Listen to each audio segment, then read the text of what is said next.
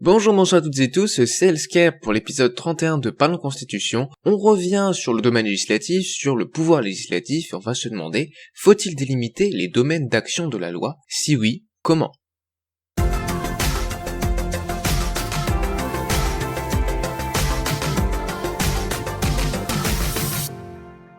Alors, avant toute chose, il faut définir ce que c'est la loi d'abord. Alors, on l'a déjà vu, la loi, c'est une norme obligatoire, générale et impersonnelle, s'appliquant à toute la société et qui est votée par le Parlement. Par le Parlement, ou une de ses chambres dans notre cas, puisqu'on a deux chambres qui votent des lois différentes, la Chambre des sages qui vote les lois unanimes, principales ou éminentes, et l'Assemblée nationale qui vote les lois ordinaires. Et après, on a bien sûr les lois organiques, les lois de révision de la Constitution, qu'on n'a pas encore vu. Les lois organiques, on a déjà un peu vu, mais les lois de révision de la Constitution, on n'a pas encore vu. Alors, quelle autre définition? J'ai mis un S à définition, parce que oui, il faut définir ce que c'est la loi, mais également ce que c'est le règlement, pour bien comprendre ce que je vais dire dans cet épisode. Alors le règlement, qu'est-ce qu'un règlement? Un règlement, c'est par exemple un décret, un arrêté, il y a d'autres types, mais ça c'est les deux principaux. Alors la définition que je vais donner vient du vocabulaire juridique Association Henri Capitant, 13e édition, sortie en 2020 de Gérard Cornu, aux presses universitaires de France, que j'ai déjà utilisé plusieurs fois dans cette série.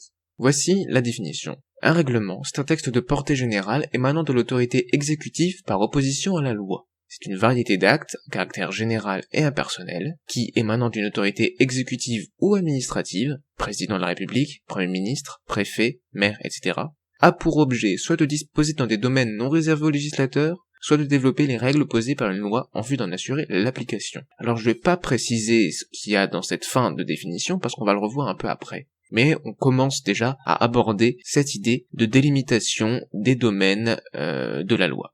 Et donc la loi, c'est un texte qui est voté par le Parlement. Le règlement, c'est un texte qui émane d'une autorité exécutive ou administrative, donc le président de la République, le Premier ministre, des maires, des préfets, des ministres, voilà.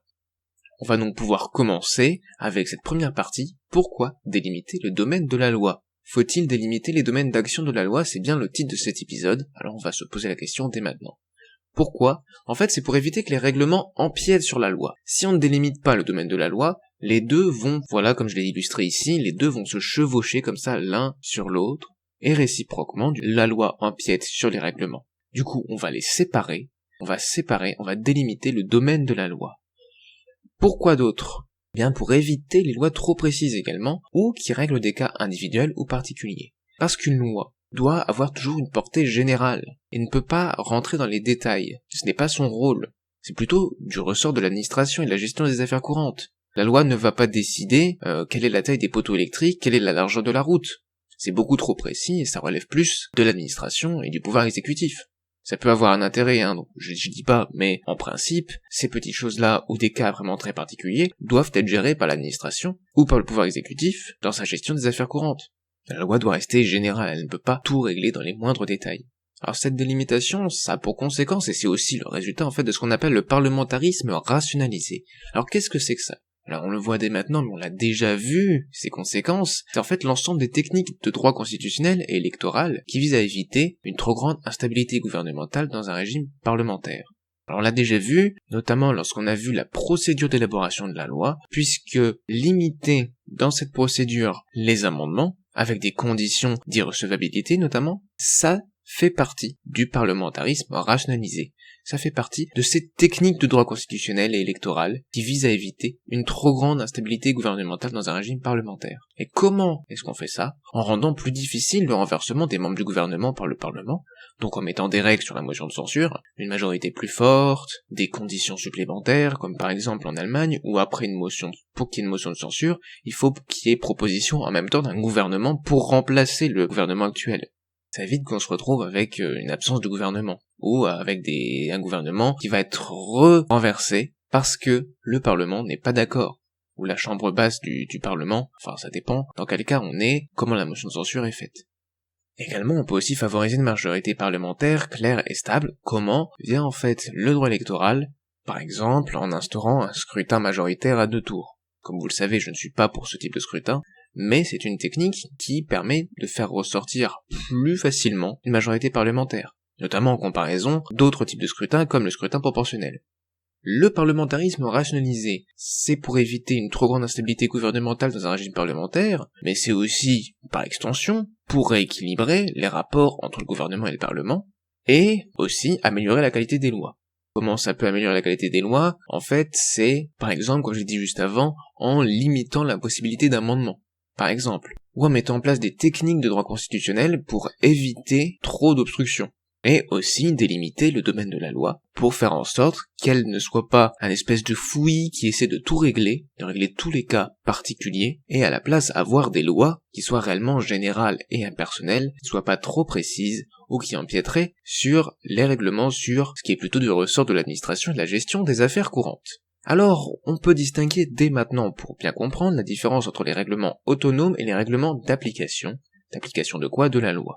Les règlements autonomes, on l'a vu en fait un petit peu avant dans la définition de ce que c'est qu'un règlement, c'est justement les règlements qui sont pris dans des domaines autres que ceux de la loi. C'est la définition la plus simple que je peux donner, ce sont des règlements autonomes, ils ne sont pas liés à l'application d'une loi, contrairement aux règlements d'application ou d'exécution de la loi, qui vont venir préciser une loi, soit parce que le pouvoir exécutif juge que c'est nécessaire, et dans ce cas-là il doit toujours respecter la loi, bien sûr, soit parce que la loi le demande expressément. C'est-à-dire que dans la loi, il peut être marqué « ceci sera précisé par des décrets d'application ». Il peut même y avoir un délai imposé au pouvoir exécutif pour qu'il prenne ces mesures. Et les lois unanimes. Les lois unanimes principales et éminentes, ce sont pas les mêmes lois que les lois ordinaires. Est-ce que elles doivent être aussi limitées? Est-ce que la Chambre des sages doit être limitée dans son pouvoir de faire des lois unanimes principales et éminentes? Est-ce que le domaine de la loi unanime principale et éminente doit être différente du domaine de la loi ordinaire? C'est une question qu'on peut se poser, mais en réalité, la réponse est assez simple. Oui, ça doit être pareil. En réalité, le domaine de la loi correspond à la loi ordinaire, mais aussi à la loi unanime principale ou éminente. Pourquoi? Parce que ces lois-là, les lois unanimes principales ou éminentes, ça reste des lois. Donc elles sont aussi de portée générale. La différence est en fait ailleurs, et pour rappel, elle est dans la procédure de vote, les conditions pour l'adoption de ces lois, à savoir l'unanimité. Pourquoi? Parce qu'en fait, son but, c'est de viser la permanence de ces lois unanimes principales et éminentes, c'est-à-dire de faire des lois qui soient les plus unanimes possibles, et des lois permanentes, ou presque, c'est-à-dire des lois qui ne sont pas remises en cause et qui forment une structure solide pour la société.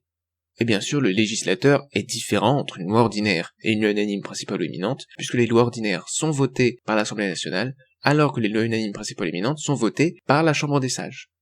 Alors maintenant qu'on a vu ça, quelle délimitation, quel domaine pour la loi? Parce que c'est bien beau de dire qu'il faut délimiter les domaines d'action de la loi, mais si on les délimite, il faut définir quels sont ces domaines. Alors c'est noté actuellement à l'article 34 de la Constitution, donc Constitution de la Ve République, c'est noté, la loi fixe les règles concernant. Alors je précise, c'est un article assez long, mais on va quand même tout énumérer. Les droits civiques et les garanties fondamentales accordées aux citoyens pour l'exercice des libertés publiques, la liberté, le pluralisme et l'indépendance des médias, les sujétions imposées par la défense nationale aux citoyens en leur personne et en leurs biens.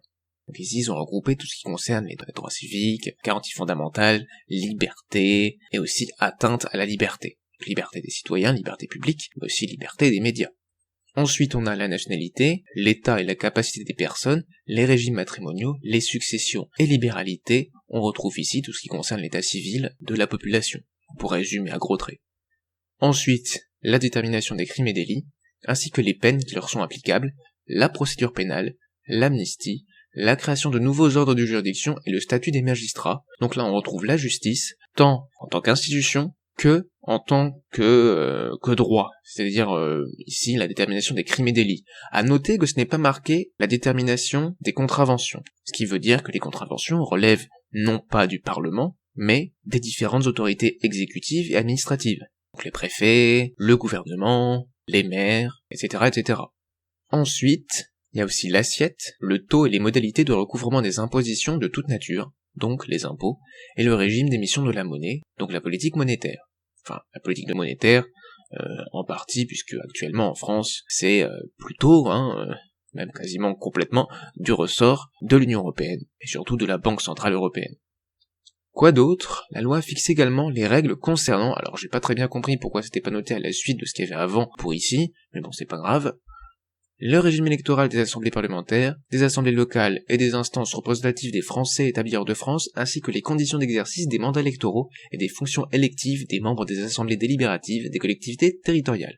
Donc tout ça, c'est le droit électoral en fait, tant les procédures de vote que aussi les conditions d'exercice des mandats.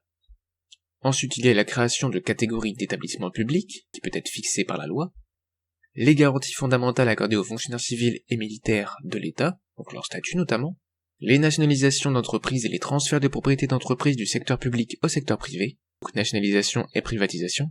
La loi détermine les principes fondamentaux, alors là, je comprends pourquoi est-ce qu'il y a une distinction. La distinction est faite dans le degré de généralité. Parce qu'ici, ce sont les principes fondamentaux de quoi, et donc on va avoir des domaines beaucoup moins précis, beaucoup plus généraux.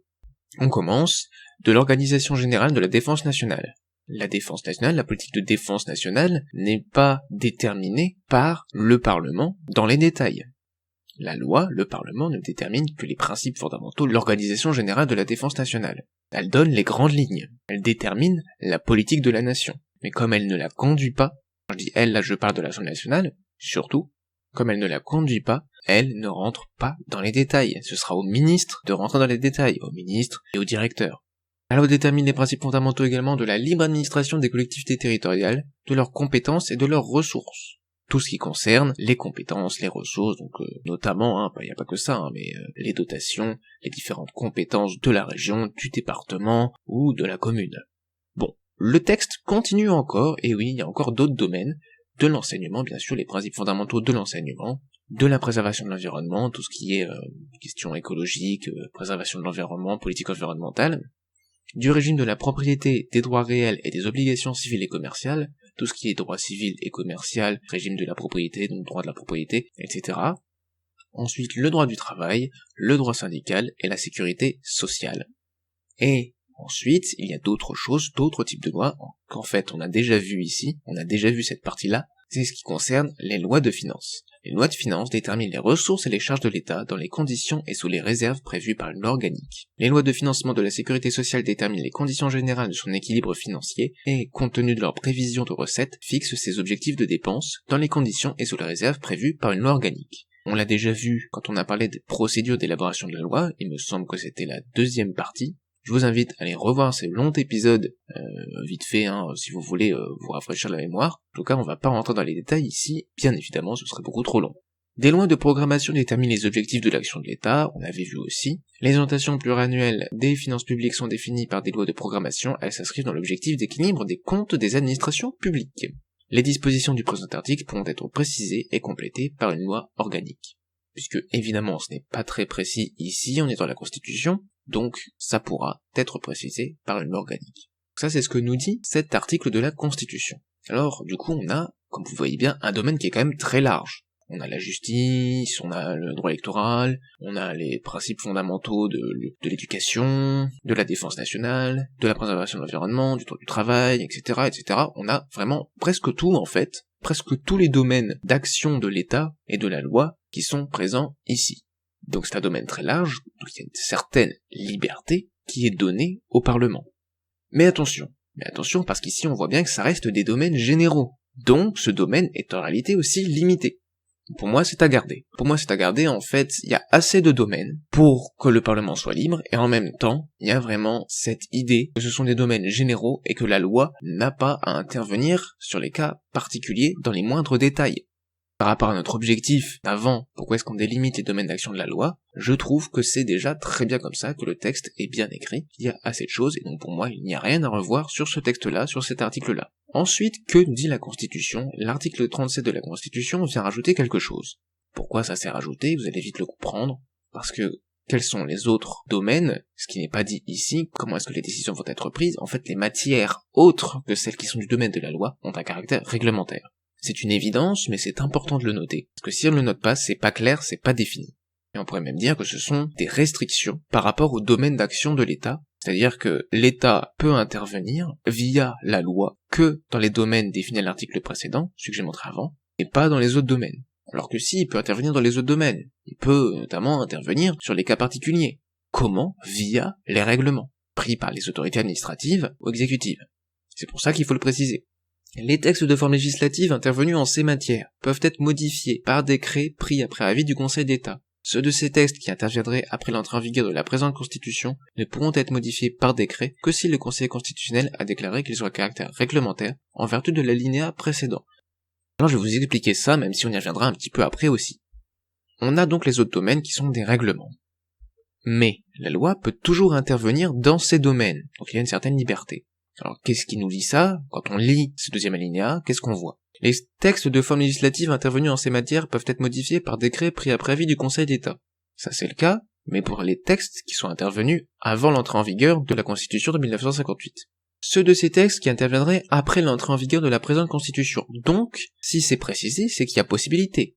C'est possible qu'il y ait des textes qui interviennent dans ces matières, donc les matières qui ont un caractère réglementaire, qui ne sont pas du domaine de la loi, et s'il y a intervention là-dessus par le législateur, alors ça pourrait être modifié par décret aussi, mais que si le Conseil constitutionnel a déclaré qu'ils ont un caractère réglementaire, en vertu de l'alinéa précédent, donc en vertu de l'article 37 alinéa 1, les matières autres que celles qui sont du domaine de la loi ont un caractère réglementaire.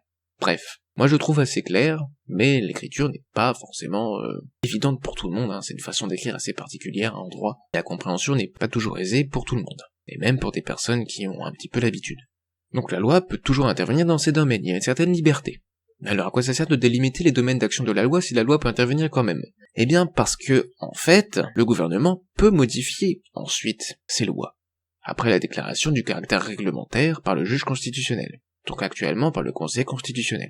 C'est-à-dire que la loi peut intervenir dessus, on va pas bloquer complètement le Parlement, on va surtout pas invalider cette loi-là, et aussi les vieilles lois qui ont été prises avant l'entrée en vigueur de la Constitution, on ne va pas les annuler, ou les supprimer, et donc ici, le gouvernement pourra modifier ces textes-là, après déclaration du caractère réglementaire par le juge constitutionnel, je viens de le dire, si ce sont des textes qui sont intervenus après l'entrée en vigueur de la Constitution. Donc en fait, c'est régulé, c'est contrôlé, c'est limité. On a donc une vraie liberté pour le Parlement, mais les domaines de la loi existent, le caractère général doit toujours être présent, on évite l'empiètement, donc il y a un certain contrôle, et justement on va y venir juste après, et pour cela, pour moi, c'est à garder. C'est à garder, cet article-là est à garder pour tout ce que je viens de dire, et on va y venir juste après sur les moyens du contrôle. Contrôler le respect de cette délimitation. Alors, article 37 alinéa 2, c'est celui qu'on vient de voir. Les textes de forme législative intervenus en ces matières peuvent être modifiés par décret pris après avis du Conseil d'État. Ceux de ces textes qui interviendraient après l'entrée en vigueur de la présente Constitution ne pourront être modifiés par décret que si le Conseil constitutionnel a déclaré qu'ils ont un caractère réglementaire en vertu de l'alinéa précédent. Alors j'espère que vous avez bien compris cette procédure. C'est ce qu'on appelle la procédure de délégalisation. C'est-à-dire qu'il existe une loi. Il existe une loi dans une matière qui n'est pas du domaine de la loi. Qu'est-ce qu'on va faire? On va la délégaliser. Ça veut pas dire qu'elle sera illégale, ça veut dire qu'elle ne sera plus dans la hiérarchie des normes au niveau de la loi, mais on va la descendre au niveau des actes réglementaires, au niveau du règlement. Comment? En permettant au gouvernement de la modifier par des décrets pris après avis du Conseil d'État. Il faut quand même qu'il y ait un avis du Conseil d'État. En tant que conseiller du pouvoir, c'est une des fonctions importantes du Conseil d'État. Donc si c'est des textes qui sont intervenus avant l'entrée en vigueur de la Constitution, ça peut se faire automatiquement. Si c'est des textes qui sont intervenus après, donc des nouvelles lois qui sont votées après l'entrée en vigueur de la Constitution, donc de cet article-là, il faut qu'il y ait le Conseil constitutionnel qui contrôle si le gouvernement a raison de dire que le Parlement n'a pas respecté cet encadrement de son domaine d'action. En gros, le Conseil constitutionnel doit vérifier si la loi est bien en dehors des clous, en dehors de ses domaines d'action. Si c'est bien le cas, c'est-à-dire que le Conseil constitutionnel déclare le caractère réglementaire de la loi en question, alors dans ce cas-là, le gouvernement va pouvoir modifier, par décret pris après avis du Conseil d'État, cette loi. Donc elle passe du niveau de loi à un niveau de règlement. Il y a une autre procédure, parce que ça c'est quand même une procédure qui est un peu embêtante. Il faudrait en amont, donc avant le vote de la loi, permettre un contrôle du domaine d'action de la loi. Pour éviter qu'il y ait justement ce cas-là qui se produise trop souvent. C'est-à-dire que le Parlement intervienne là où il n'a pas à intervenir, qu'il outrepasse ses domaines d'action.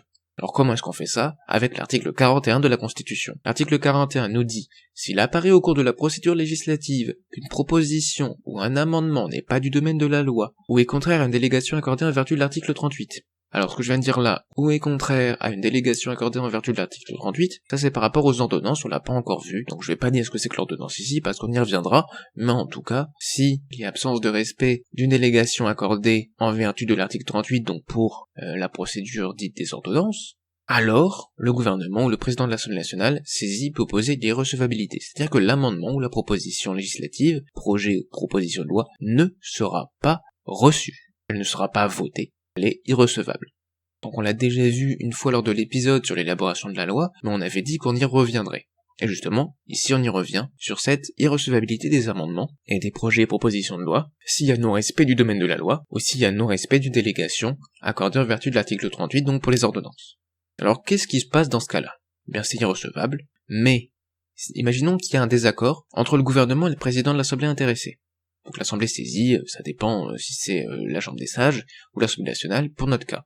Dans ce cas, s'il y a des accords, le Conseil constitutionnel va intervenir en tant qu'arbitre en fait, en tant que juge réellement, à la demande de l'un ou de l'autre. S'ils n'arrivent pas à se mettre d'accord pour dire que l'amendement est irrecevable, que le projet de loi est irrecevable ou que la proposition de loi est irrecevable, qu'ils ne sont pas d'accord, l'un des deux va dire bon, on n'est pas d'accord, on va demander au Conseil constitutionnel de nous donner une réponse. Qu'est-ce qui a raison ? Est-ce que c'est vraiment irrecevable ou pas ? Et dans ce cas-là, le Conseil constitutionnel devra statuer dans un délai de 8 jours. Ça, c'est la procédure d'irrecevabilité. Pourquoi irrecevabilité ? Parce que ça rend irrecevable une proposition de loi, un projet de loi ou un amendement. Alors, on a donc l'intervention du gouvernement et du juge constitutionnel. Dans ce cas-là, comme dans l'autre cas, soit la procédure de délégalisation ou la procédure d'irrecevabilité. C'est à garder, pour moi, telle quelle. C'est-à-dire qu'on ne change pas, j'ai rien à dire en fait sur l'écriture même de ces articles. Ce qui est assez rare, hein. Enfin ça arrive, mais c'est quand même assez rare dans cette série que je ne change pas quelque chose, hein. Pourquoi je pense que ça doit être gardé ? Car ce sont des procédures nécessaires. Pourquoi nécessaires ? Justement pour limiter les domaines d'action de la loi et faire en sorte que ce soit contrôlé par quelqu'un, parce que sinon, poser des limites, s'il n'y a aucune sanction quand les limites sont franchies, ça ne sert à rien. Parce que le Parlement risque justement de ne pas respecter ses limites s'il y a personne qui vient contrôler qu'il les respecte bien, et s'il peut dépasser cette limite sans qu'il y ait sanction, sans qu'il y ait de conséquences. Mais elles sont suffisantes. Pourquoi je mets qu'elles sont suffisantes ? Car en fait, elles ne contraignent pas trop le Parlement. Et personnellement, je suis assez attaché à la liberté du Parlement. Également, on voit bien qu'il n'y a pas d'annulation de loi, ce qui poserait des problèmes de sécurité juridique. Donc il n'y a pas réellement de problème de sécurité juridique. Pourquoi ça poserait des problèmes de sécurité juridique ? Parce que, imaginez, il y a eu plein de conséquences suite à l'application d'une loi votée en 1920. Et là, paf, cette constitution intervient. Le Conseil constitutionnel dit, c'est intervenu, la loi de 1920 dont j'ai parlé, c'est intervenu dans un domaine qui n'est pas du domaine de la loi. J'annule cette loi. Dans ce cas-là, en cas d'annulation d'une loi, il va falloir réparer tous les dommages et changer toutes les situations qui ont été en conséquence de cette loi de 1920, qui sont intervenues donc après, pour les annuler en fait, pour faire comme s'ils n'existaient pas, comme si elle n'avait jamais été appliquée cette loi. Bref, ça pose de gros problèmes de sécurité juridique, et heureusement, ici, ce n'est pas de tel cas, la délégalisation n'enlève pas la loi, elle la change juste de niveau, ce qui veut dire qu'elle va devoir respecter les autres lois. Ça peut poser quelques soucis, mais globalement, ça va, et surtout elle pourra être modifiée par le gouvernement. Et sur la procédure d'irrecevabilité, elle ne pose aucun problème de sécurité juridique parce qu'il n'y a même pas encore de texte à appliquer. Et aussi ce qu'il y a de bien ici, c'est qu'on a un arbitre neutre, le juge constitutionnel, actuellement le Conseil constitutionnel. C'est un arbitre neutre, c'est un juge qui vient vérifier si la loi respecte bien ses domaines d'action. Parce que si c'était le Parlement, ou même le président de l'Assemblée intéressée, qui décidait pour le gouvernement, ce ne seraient pas des arbitres, ce ne seraient pas des juges impartiaux, puisque justement, ici on est sur un conflit entre règlement et loi. Donc le gouvernement est parti à ce conflit, car c'est lui qui va écrire les règlements et adopter les règlements. Et de l'autre côté, le président de l'Assemblée intéressée, ou l'Assemblée intéressée en elle-même, le Parlement, est aussi pris à ce conflit, puisque c'est eux qui font la loi. Donc il faut un arbitre neutre, et qui est le mieux placé pour être un arbitre neutre dans ce qui concerne l'application de la Constitution, le juge constitutionnel. Mais on a quand même des procédures qui sont utiles, car il y a quand même un contrôle du respect de la délimitation. La procédure de délégalisation permet de réparer une faute qui a été commise par le Parlement lorsqu'il a adopté la loi, et la procédure d'irrecevabilité permet d'éviter que ça se produise, cette faute. Et il y a un autre contrôle qui peut être effectué, que je n'ai pas noté ici, qui est en fait le contrôle exercé par le président de la République, qui pourrait très bien dire, avant de promulguer la loi, « Excusez-moi, chers députés, chers sages de la Chambre des sages, quand vous avez adopté cette loi, vous n'avez pas fait attention, mais ici, vous allez au-delà du domaine d'action de la loi. » Et il pourra leur demander quoi ? Une seconde délibération. Donc nous en avons fini avec cet épisode, revenons sur ce qu'on vient de dire en résumant. On a vu qu'il fallait délimiter le domaine d'action de la loi, le domaine de la loi, même unanime principale éminente, pour éviter les empiètements des lois sur les règlements, et aussi pour éviter des lois trop précises ou réglant des cas particuliers. Donc on a vu que ça c'était la conséquence du parlementarisme rationalisé, et on a vu la différence entre les règlements autonomes et les règlements d'application. On a vu que le domaine de la loi était un domaine très large, mais qu'il était quand même limité, parce que ce domaine est général, et que tout ce qui n'est pas du domaine de la loi, donc les autres matières, relèvent des règlements. C'est ce qui est marqué aux articles 34 et 37 de la Constitution. Le respect du domaine de la loi est contrôlé, c'est l'article 37 alinéa 2 avec la procédure de délégalisation, l'article 41 avec la procédure d'irrecevabilité. Et ces deux procédures permettent une intervention du gouvernement et du juge constitutionnel qui viennent du coup contrôler que la loi est bien conforme à son domaine d'intervention. Soit a posteriori, après la promulgation, via une procédure de délégalisation, soit a priori, avant la promulgation, via une procédure d'irrecevabilité. On en a donc fini avec cette idée de délimitation des domaines d'action de la loi, on a vu qu'il fallait le faire, et que ça devait être contrôlé.